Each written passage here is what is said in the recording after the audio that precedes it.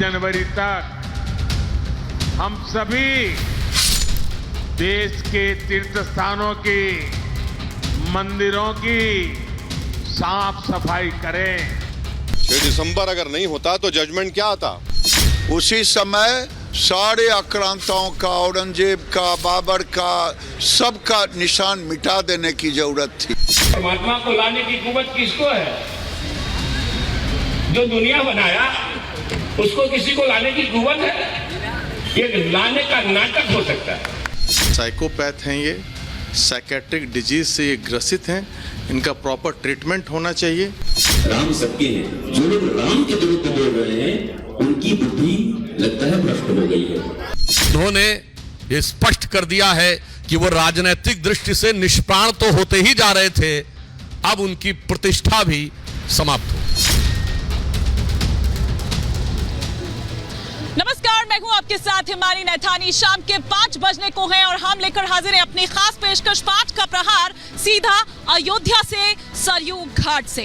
और आज 5 का प्रहार की शुरुआत में करने जा रही हूं प्रधानमंत्री नरेंद्र मोदी के उस ऑडियो संदेश के साथ जिसे उन्होंने प्राण प्रतिष्ठा से ठीक 11 दिन पहले जारी किया है और उसके जरिए ये बताया है कि किस तरह से वो इन 11 दिनों में एक अनुष्ठान जो है, विशेष अनुष्ठान वो करने वाले हैं। न केवल इतना बल्कि इस दौरान उन्होंने ये भी कहा कि उनके मन में इतनी भाव भंगिमा और इतने तमाम वो विचार जो है वो उमड़ रहे हैं जिन्हें शब्दों में पिरो पाना बहुत ही मुश्किल हो रहा है। लेकिन जो लाखों करोड़ों जो राम भक्त हैं उनका सपना साकार हो रहा है 500 बरस से, जिसके लिए आप देखिए कि कितने आंदोलन जो हैं, कितना संघर्ष जो है वो भी किया गया।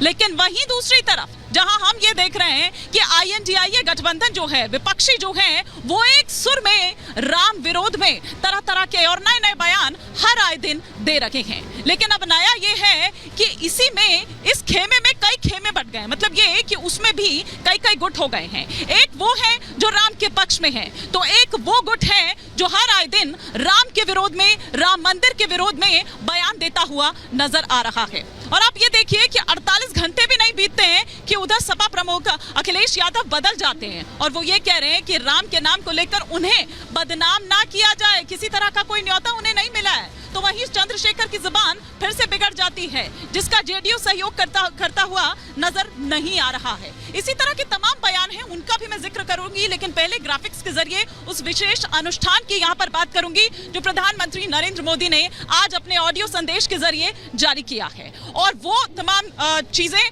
आपके ग्राफिक्स के जरिए इस वक्त स्क्रीन पर आ रही है कि 11 दिन का जो महा अनुष्ठान है, मेरे लिए ये कल्पनातीत अनुभूतियों का समय है। मैं भावुक हूं, भाव विठल हूं। मैं जीवन में पहली बार इस तरह के मनोभाव से गुजर रहा हूं। इसके अलावा प्रधानमंत्री ने कहा कि मेरा सौभाग्य है कि मैं इस पुण्य अवसर का साक्षी बनूंगा। प्रभु ने मुझे सभी भारतवासियों का प्रतिनिधित्व करने का निमित्त बनाया है। 140 करोड़ देशवासी गर्भगृह में उस पल मेरे साथ जुड़ेंगे तो मुझे ये एहसास होगा कि मैं अकेला नहीं हूँ। 11 दिन के यम नियम मेरे लिए व्यक्तिगत है, लेकिन मेरे भाव विश्व में आप सब में समाहित है। लेकिन वहीं दूसरी तरफ, जिस तरह से मैंने पहले भी कहा कि आरजेडी के बोल थमने का नाम नहीं ले रहे हैं राम विरोध में, राम मंदिर के विरोध में, वो ये कह रहे हैं कि भगवान को लाने की किसी में भी हिम्मत नहीं है। लाने की बात करना एक नाटक है और बीजेपी दरअसल नौटंकी कर रही है। मंदिर का काम तो अभी पूरा भी नहीं हुआ है। बिना मंदिर बने मूर्ति स्थापित करना गलत है।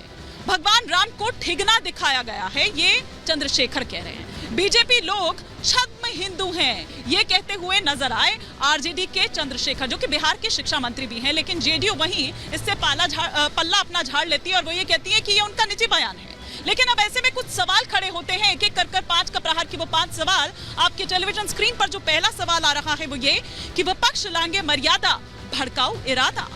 दूसरा सवाल जो इस वक्त आपकी स्क्रीन पर चेंज हो रहा है वो ये कि नीयत में खोट, क्या इसीलिए आस्था पर हो रही है चोट। तीसरा सवाल जो आपकी स्क्रीन पर आ रहा है वो ये कि क्या 24 चुनाव की धुरी बन गई है अयोध्या। चौथा सवाल ये कि सबके आराध्य श्री राम फिर आखिर क्यों मचा हुआ है ये सियासी घमासान। और पांचवा और अंतिम सवाल जो इस वक्त आपके टेलीविजन स्क्रीन पर सामने आ रहा है वो ये कि आखिरकार ओवैसी को 6 दिसंबर याद आया, मंदिर के खिलाफ भड़काया। ये 6 दिसंबर की याद आखिर आप ओवैसी को क्यों आ रही है? और वो ये कह रहे हैं कि अगर 6 दिसंबर ना होता तो क्या होता, आखिर इसके पीछे का उनका मतलब क्या है। इन्हीं सवालों को टटोलने की कोशिश करेंगे तमाम खास मेहमान यहीं अयोध्या से सरयू घाट से मेरे साथ जुड़ेंगे। लेकिन उससे पहले आपको दिखाती हूँ एक छोटी सी रिपोर्ट।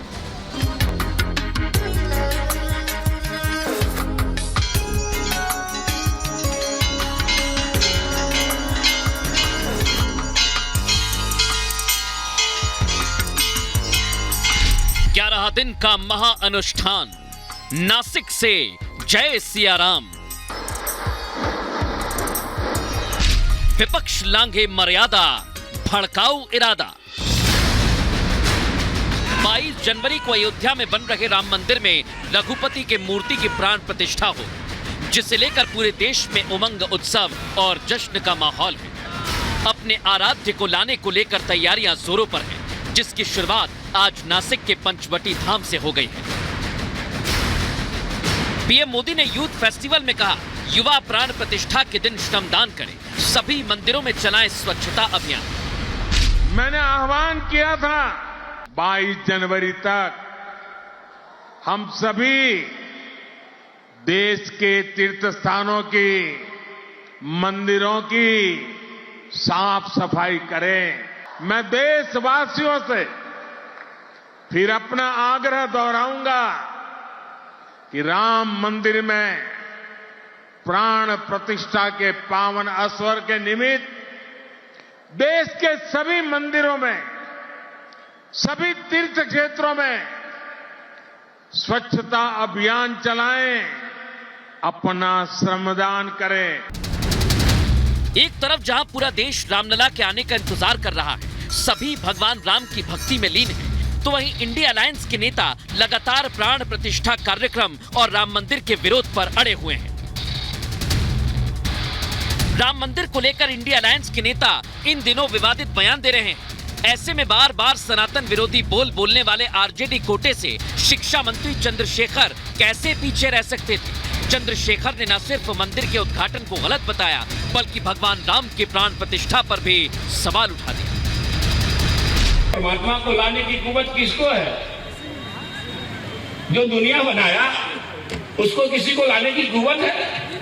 ये लाने का नाटक हो सकता है, अद्भुत है। कहां सो रहे हम लोग? लाने का नाटक करने वाले लोगों से होशियार रहिएगा। इधर निमंत्रण मिलने वाले बयान पर जहां अखिलेश यादव 48 घंटे के अंदर ही बदल गए हैं, तो निमंत्रण ठुकराने के बाद पहले ही जहां कांग्रेस में दो फाड़ देखने को मिल रही है, तो वहीं अब बिहार के महागठबंधन में भी दो फाड़ होने लगे। रामलला पर बिहार के शिक्षा मंत्री ने सवाल उठाया तो नीतीश की पार्टी जेडीयू के विधायक संजीव कुमार ने मानसिक रोगी करार दिया। साइकोपैथ हैं ये, साइकेट्रिक डिजीज से ये ग्रसित हैं, इनका प्रॉपर ट्रीटमेंट होना चाहिए। पागल खाना अब तो पहले कांके जाते थे, अब बिहार में भी बन गया इनके लिए। बिहार के शिक्षा मंत्री ने भगवान राम का विरोध किया, उनके अस्तित्व पर सवाल उठाया तो साधु संतों ने भी नाराजगी जाहिर की। राम सबके हैं, जो लोग राम के विरुद्ध बोल रहे हैं उनकी बुद्धि लगता है भ्रष्ट हो गई है। वो देश का विरोध कर रहे हैं, प्रभु का विरोध कर रहे हैं। कभी सनातन, कभी राष्ट्रवाद, कभी देश तो कभी पीएम मोदी का विरोध करने वाला विपक्ष अब भगवान राम और उनके मंदिर का विरोध करने से बाज नहीं आ रहा है। Bureau report, Republic Bharat.